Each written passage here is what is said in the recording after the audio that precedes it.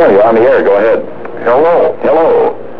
I'm a senior citizen up here in Jackson's Point. Jackson's Point. Welcome to the program, sir. Thank you. If you want to see a UFO, there's one right in the sky right now. You're kidding. I'm not kidding. Where are you? Are you in your house? No, sir. Well, I'm in the house now, but for the last hour, I've been standing out in the recreation field here, watching it through binoculars. Well, what are you seeing, sir? Would you tell us? An object that looks like a Christmas tree in a triangle with blue, red, and white lights flashing like a psychedelic nightclub. You've never seen one like it in your life. And I'm a believer in UFOs, but I have never seen one until tonight. Now listen, excuse the question. You're not drinking, are you? I certainly am not. Okay. I'm a teetotaler. You're a teetotaler, eh? Diabetic, as a matter of fact. My goodness. You say you're a senior citizen. How old are you, sir? Pardon? How old are you? 65. You're 65. Wow, you're still young. Would you mind giving us your name? You don't have to. I wouldn't mind giving you my name, but there's going to be a lot of people stare at me in the morning, so I'd rather not. No, I disagree with you. Give your name, Joe. I think that most people are inclined to agree, because so many people, I've interviewed many myself. My name is Joseph Scott. Mr. Scott? That's right. Listen, Mr. Scott, I've just been informed that our investigator, with his nose to the task, has caught your remark, and I think he'd like to ask you some questions.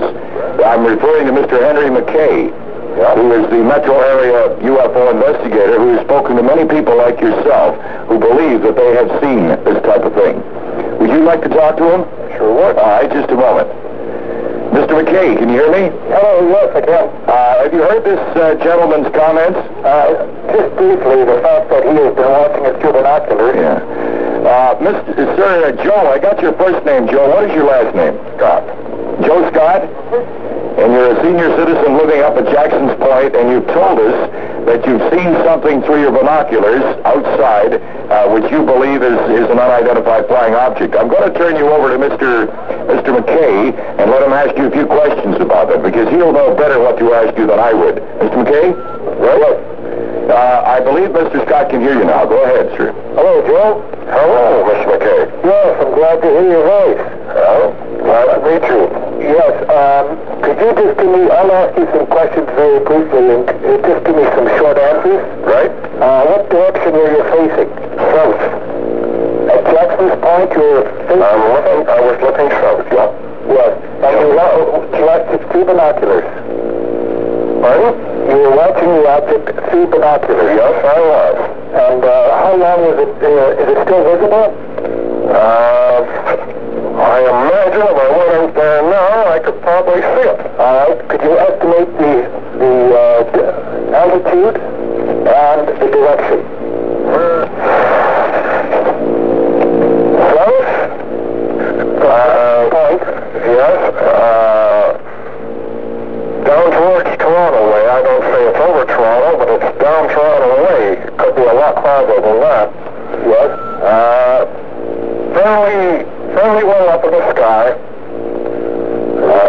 45-degree angle approximately? Pardon? Would it be a 45-degree? About a 45-degree angle, yes. Yes. Yeah, that's where the binocs were pointing, yeah. Is there any sound associated with the... None whatsoever. All right, and through the naked eye, what does it look like? It looks like just a pulsing glow,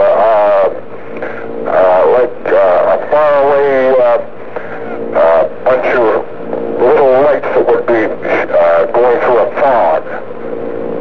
And through the binoculars, are there any details noticeable? Then it assumes like a rectangle shape, like a Christmas tree, with a point to the top.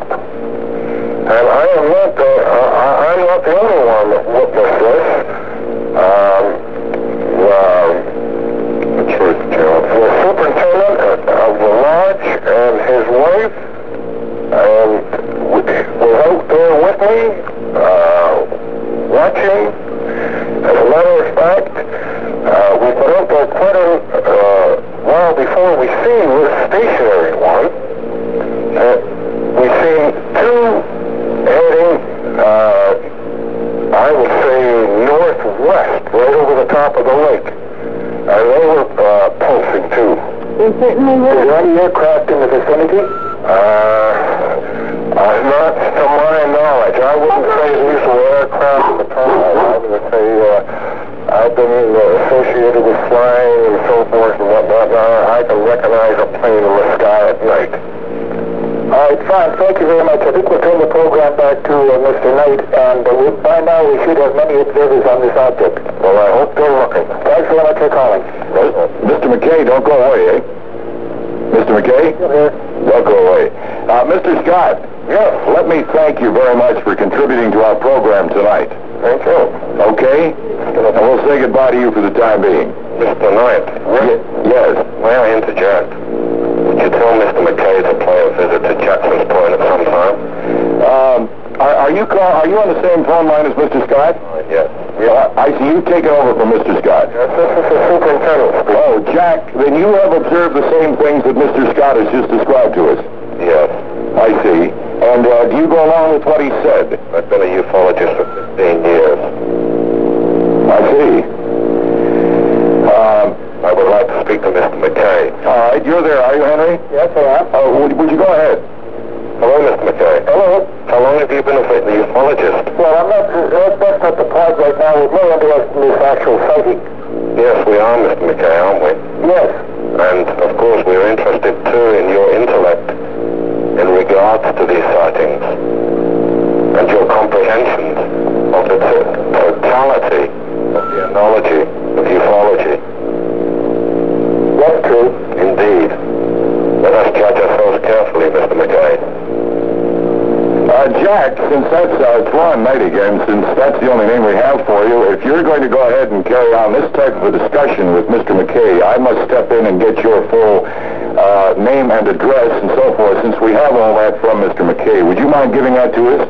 I will get in touch with Mr. McKay in due future. Well, you're on the air. Do you have any reason for not giving us your background, sir? I have a very strong reason. Oh, you have a strong reason. Well, it strikes me as very strange that you would, in a way, confront Mr. McKay with the statements you've just made without telling us who you are. Okay. I mean, you can't be just a voice in the night on CFGM. Okay, my name is... It's not Jack. No. I see.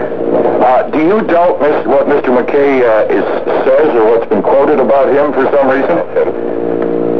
I underestimate his intellect. You underestimate his intellect? In regards to ufology, yes. Uh-huh. You know very much about Mr. McKay? Yes. You do? Yes. Mr. McKay, do you know this man? I doubt it. You don't think you know him? No, I don't think so. Uh-huh. Well, Mr. Fee, the object of this program tonight is very much the object that Mr. McKay seems to have. Yes. And that is to find out, to dig out knowledge on UFOs and make it available to other people, not to sway their belief in this necessarily, but just to get the facts in front of them so that they can draw their own conclusions. Is there anything wrong with that? I agree with you, Ted. Okay. Then we don't have any axe to grind. I don't think so. Ah, wonderful. Thank you very much. It's been a pleasure talking to you. You too. Okay. Mr. McKay, are you still there? All right. I wanted to get that straightened out because I'm just afraid Miss had cased, in the air, and I wanted to get that cleared, that he didn't have an axe to grind. Mr. McKay, I'm glad that you were able to join the program a little bit earlier than we expected. We've got an idea of the types of questions that you ask when you're trying to authenticate or disprove a reported UFO sighting. Yes. Would you tell us, sir, why you became interested in this subject? You've obviously put an awful lot of time and effort into it. Well, my original interest began with the question of whether there actually were reports of UFOs or not. You could discount all the reports and find disfavor with pilots and people who reported these sightings.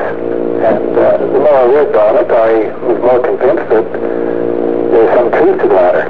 So So I decided to investigate a few cases myself, and I'm fully convinced that they are an actual fact.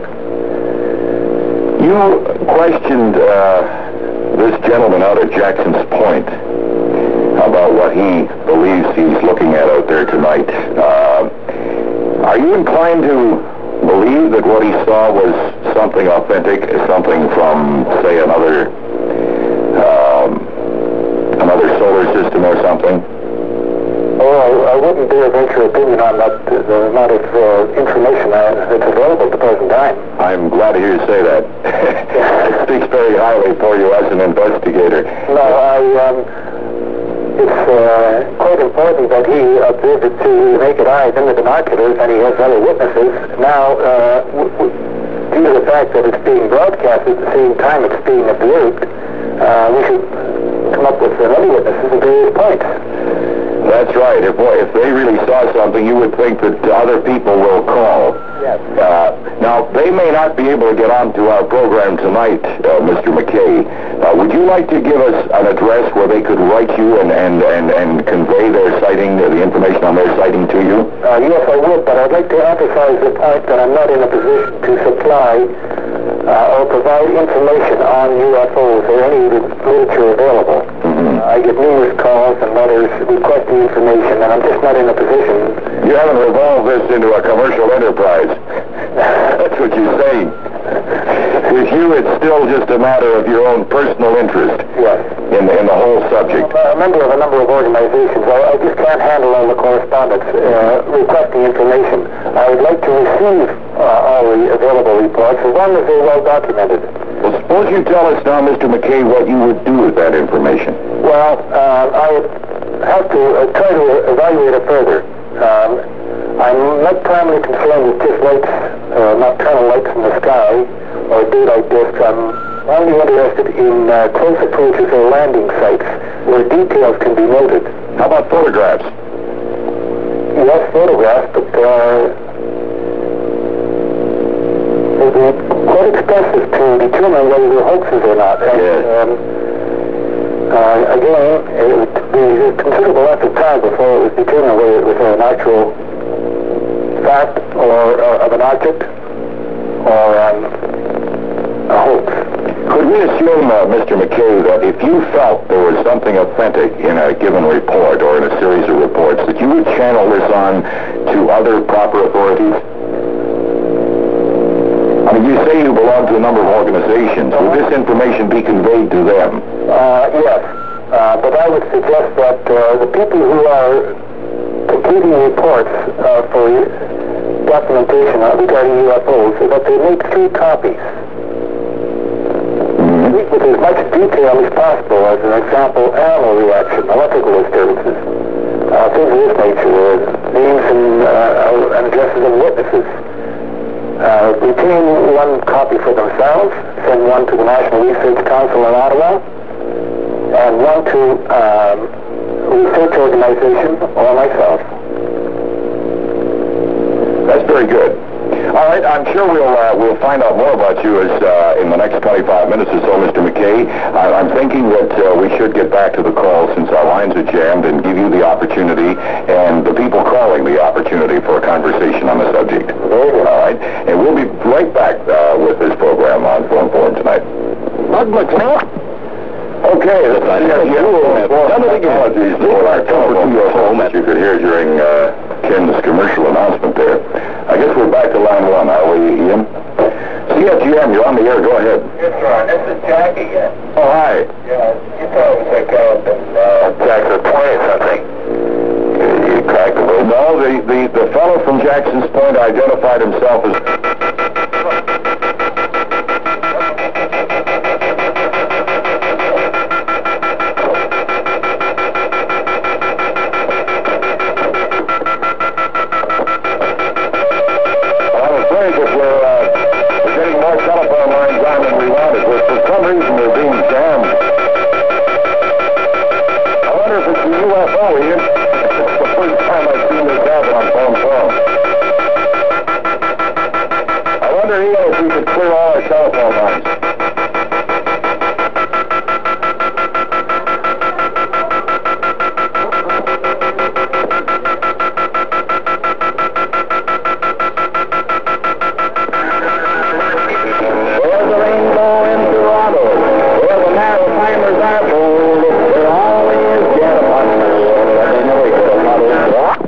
Thank you very much, Dr. Todd, for filling in for us. Ladies and gentlemen, I'm at a loss to explain what has just happened on phone forum, really.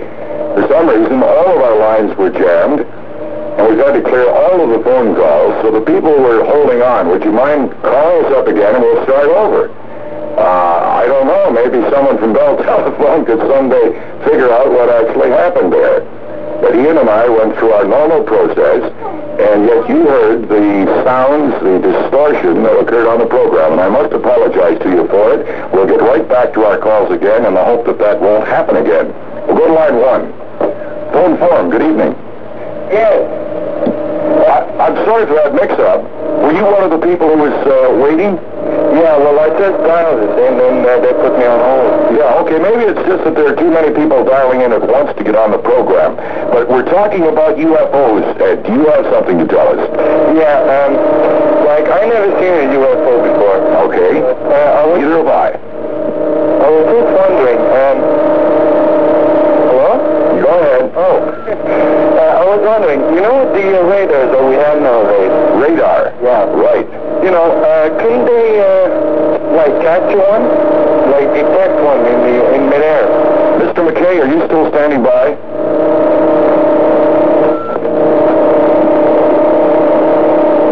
Mr. McKay, are you still there? I'm not getting Henry McKay in here on the conference line. Would you try to ring up Mr. McKay, Ian, and we'll try to get him back on the program. Okay, sir. Mr. McKay, we seem to have lost him in that uproar of telephone noises we had before. So I'm certainly not in a position to answer that. But I would think that, yes, it's quite possible that our Department of Defense, possibly even the Department of Government dealing with national communications, must have some evidence of something that has been picked up on their radar scopes. I see. Because what I was wondering was that, you know, it's on the radio and there's nothing, you know, like in the paper or on television. And when you brought the subject up tonight about the UFO, it struck me, you see, and especially with this talk here at Jackson Point. Mm-hmm. You know, I wasn't too sure whether it was true or not. But makes you wonder, doesn't it? Yeah, it does. Are you inclined to believe that we're being visited from outer space? For me? Yeah, are you inclined to believe that? Yes, I am. Yeah. You think that it's logical and possible? Oh, yeah, it's right. Yeah, that's my feeling exactly. I'm a bit of a Thomas. I like to put my finger in the wound, but on the other hand, it's hard to deny such a rush of reports from so many types of people on these UFO sightings. Listen, thanks for calling. Okay. Okay, bye-bye. Phone forum, you're on the air. Go ahead. Oh, I'm calling in to verify the sighting at Blackfish Point this evening. You are? Yes. Are you calling from the same house? No, I'm not. I see. Where do you live?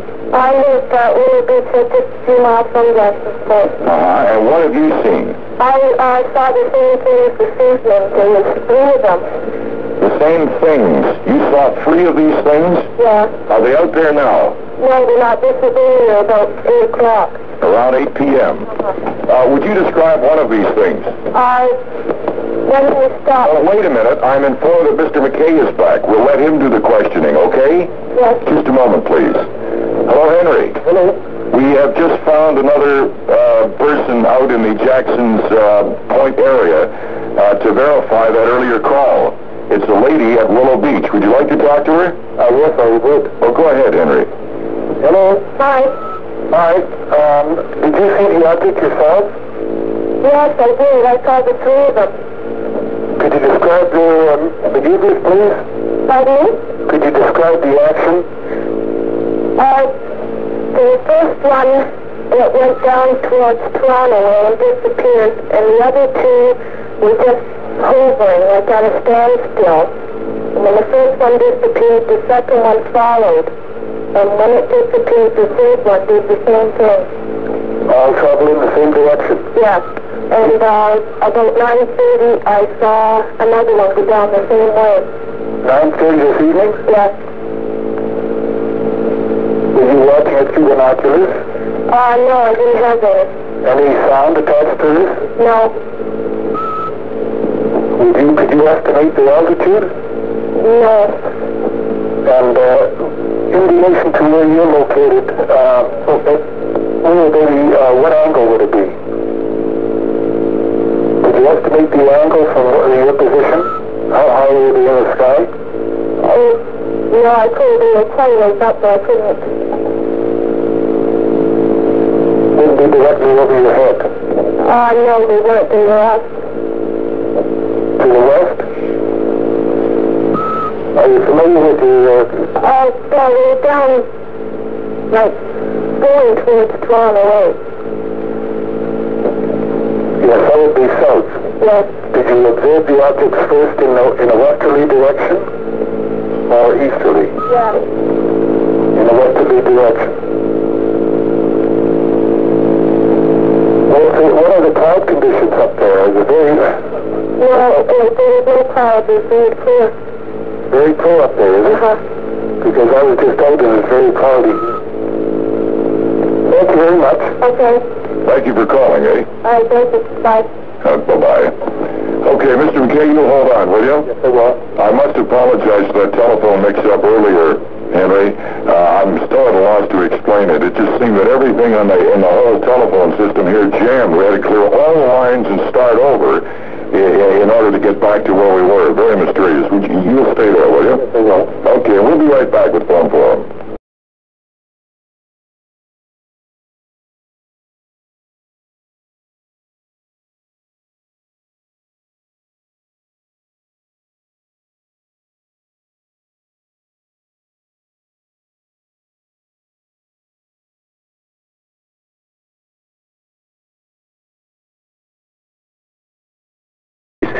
Back to Dave. Dave, what was it, November, about 4 years ago now, or was it 5? 1973. 1973. We're talking 5 years ago already. So that's 5 years and a couple of weeks ago. We were doing a show here, and we had conferenced in Henry McKay, the very well-known Toronto UFO investigator, and we had arranged for him to, well, no, we hadn't arranged. As a matter of fact, some folks called us from out of town who claimed to be watching a UFO at that very time. That's right. And we mentioned a certain name, as you relate in your book, and all of a sudden everything went screwy here on the air. We were knocked off the air. Our callers were knocked off the telephone lines. There was a very strange sound on the air at that time. And what were you doing? I know what I was doing. I was sitting here and my hair was standing straight up. What were you doing? Well, I was sitting in Oakville taping the show because, as a matter of fact, I was associated with Henry at the time in a UFO course that he was teaching in Toronto. And he mentioned that he was going to be on the show doing a phone-in thing. And I thought, well, we'll see what kind of calls we get about UFO sightings in the area recently. So I taped the show. And as a matter of fact, I didn't think too much of the noise, the interference at the time. I thought it was a technical malfunction. As a matter of fact, it wasn't until 2 or 3 years later, when something else came up, I heard an interview with another UFO researcher in the area who mentioned that several Toronto UFO researchers have been having trouble with their telephones. In other words, their telephone calls concerning UFO research had been interrupted by some weird interference. He was being interviewed on a CBC radio show at the time, and he mentioned the fact that even a radio show concerning UFOs had been jammed. That was the word he used, and that triggered my memory. And I remembered the incident, and I said, darn it, I got a tape of that show. I'm going to play it again and see what happened, just to refresh my memory, and I played it. And then I decided to get hold of you and find out if you'd found any mechanical reason for that particular interference. And to tell the truth, I was really surprised that you hadn't. You know, I thought there would have been a natural explanation for that. Well, to the extent that we investigated it, we were not able to find the reason for it, either from our own station engineer nor from the Bell Telephone Company. Right. So we really had no obvious explanation for it in any event. Yeah. And you went further than that. Yeah, right. I got hold of an electronics expert, and he analyzed the signal from the tape, and his conclusions were that in order to create such an interference on your show, some electromagnetic source with a power at least twice the power with which you were transmitting would have to be responsible for jamming you off the air. And that would mean something in the neighborhood of 100,000 watts, which is pretty strong. And as you know, there's nothing around here with that capability. Now again, we're jumping to conclusions whether when we speculate that there was any relationship between this interference and the UFO that was being reported at the time. But nevertheless, the whole thing was more of an attention-getting device to grab my attention to the fact that Jerry Armstrong, the mention of Jerry Armstrong's name had apparently triggered this interference, and it caused me to get into the investigation of the events of the book. As I recall, I didn't understand his name, and I was getting him to repeat it.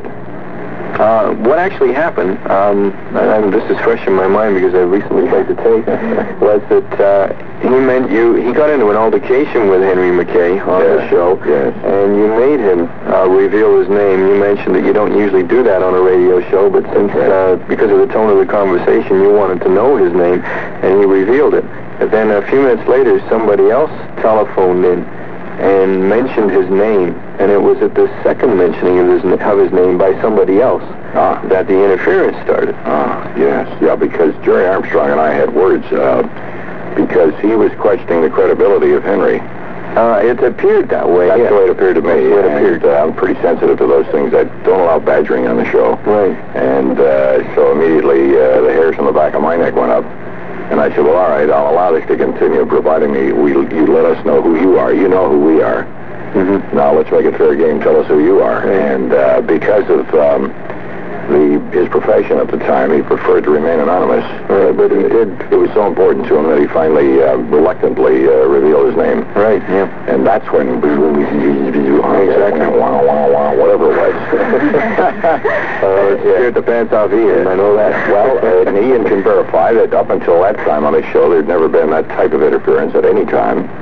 And since that time, many of my other producers can verify it has never happened again, except about a year ago, when we brought you on the show again, and we played the tape of what had happened in 1973, and lo and behold, 15 minutes later, you could hear it coming again. A weird sound in our room, and it was coming, and we were talking, and you could hear it in the background coming, and we were all looking at one another. Wow, here it is again. And after we acknowledged it, it just gradually faded down and away. That was the end of it.